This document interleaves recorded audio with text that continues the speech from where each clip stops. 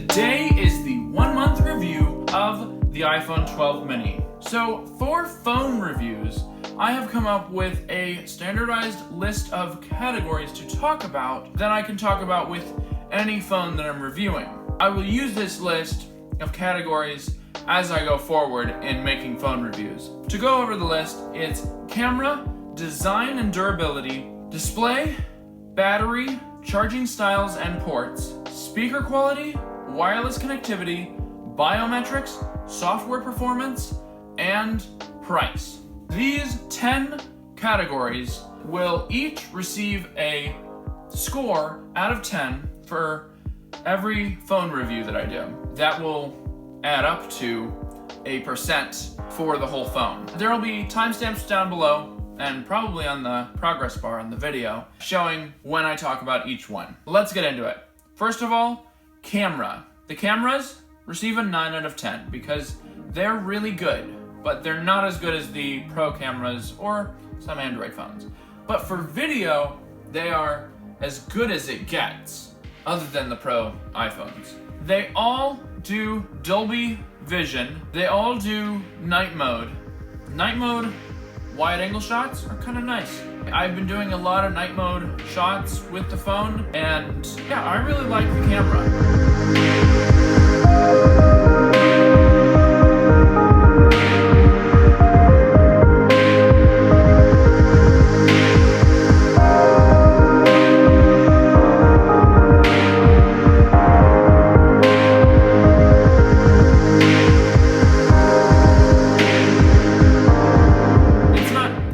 Of an upgrade from iPhone 11, but most people aren't upgrading from last year's phone, so they're really good. Design and durability. This receives a 10 out of 10. I love the design. I love that it's all ceramic shield. There are no scratches on this front or back, which is unheard of for me. I don't wear a case, and I guess it's because it's smaller and I'm not dropping it as much, but the fact that the edges are straight means it's easier to hold. Some people say it pokes into your hand, but I don't agree with that. I guess maybe it's just person to person. I think it feels amazing in the hand, especially given the size.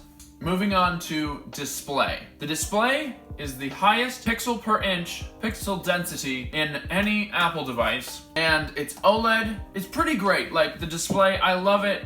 The deep blacks and the dark pictures just look amazing on an OLED display. If I go to World Clock, you can see the darks, they kind of just blend in with the bezels. You can't see the bezels, and I really like that. Sometimes at night, I will notice that there's a blue tint to the screen, and I think that's a software thing.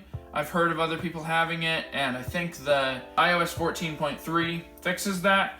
But because of that, I have to give the display a 9 out of 10. Moving on to battery. Battery is one of the things that they compromised on when making this phone. They didn't compromise on much to make it smaller, but battery is one of the things. And I would give the battery a 5 out of 10 score. It's good enough. It gets me through the day, most days, and having wireless charging means I can just have it set on a wireless charger for when it needs charged. But yeah, it gets me through the day most days, but it's not like above and beyond like any of the other iPhones. So I talked a little bit about charging in the battery section, but charging I would give a 10 out of 10. I have barely used the Lightning port because I have had MagSafe Duo and a MagSafe Duo knockoff. I don't you'll see a review later on the MagSafe Duo next week, I hope. But having that, being able to, it has a cord coming out of this side and I just slap it on there and it magnetically connects exactly where it needs to charge the fastest. MagSafe is like easy to use, and I love MagSafe. I use the wallet. So wireless connectivity, it's amazing. I love having both Qi and MagSafe and Lightning to charge my phone. So charging, I would give a 10 out of 10. Moving on to speaker quality. Speaker quality is another thing that they compromised on for the smaller phone, but it's still stereo. which is great for watching videos or movies. I watch TV on my phone in bed, and I love it. So the speakers are good enough. I give them a 7 out of 10. They do their job, they're just not above and beyond. When I'm listening to music in the car, or listening to a podcast in the car on my phone speakers, I do generally connect a speaker or turn down the AC, put up the windows so that I can hear it. But yeah, the speakers, they're not the best, but they work when it's right next to you. So they get a 7 out of 10. In that vein, wireless connectivity, the Bluetooth range is really good. So AirPods, great for when you have a phone with these kind of speakers, because you can just have your phone in your ear all the time. So Bluetooth is good, but then the big flagship feature that they brought this year for wireless connectivity is 5G. It's nice, but it's not like everything. They say it's all amazing for all this great stuff, but it's a little bit faster sometimes. I was surprised to have it in my area since I live in the middle of nowhere, Florida, but it's not like crazy amazing as they say it is. It's still just connection to the internet. I don't see the big deal about 5G. Wireless connectivity gets a 10 out of 10. Biometrics, that is, when I look at it, it unlocks because it sees my face and knows that it's me.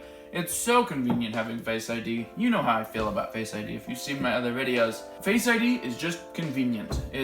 I would give that a 9 out of 10. It would get a 10 out of 10 if it wasn't for always having to wear a mask everywhere we go. Having to pull it down, put it back up to unlock my phone or use Apple Pay. Having just do that, it looks at my face, it's super convenient. So that gets a 9 out of 10. Moving on to software. It runs iOS 14, and I love iOS 14. It was mostly bug fixes, but they brought widgets and stuff to make it feel like a bigger update. iOS is made specifically for each device. The iPhone 12 mini is smaller, but iOS was still made directly for it. The way that this stuff fits up here and the way the whole phone works as a smaller phone, the keyboard, all of that is made directly for this phone. Android is kind of like they throw it onto everything, and some things it's a bit weird, but iOS I love because it's completely optimized for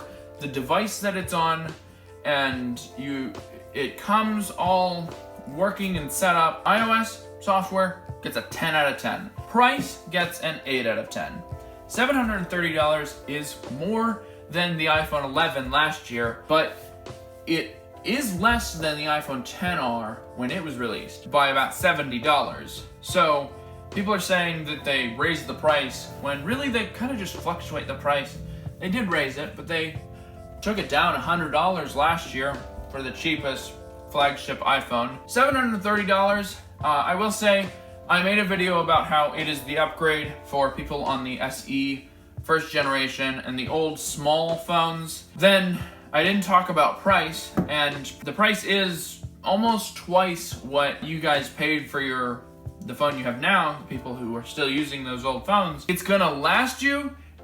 All the other features kind of fit into that price. I think it's definitely worth the price. Price is an 8 out of 10, and if we add all these numbers together, we get an 86% score. I would say 90 to 100 is pretty much impossible to get. It has to be all 9s and 10s out of 10, and I don't think I would do that when scoring something. So 90 to 100 is pretty much impossible. 86% it's pretty good. I would definitely suggest this phone to someone who wants a small phone, likes the flat edges, and wants a new phone. This is definitely what I suggest. This is an amazing phone. I love it. That's about all I have for you. Later.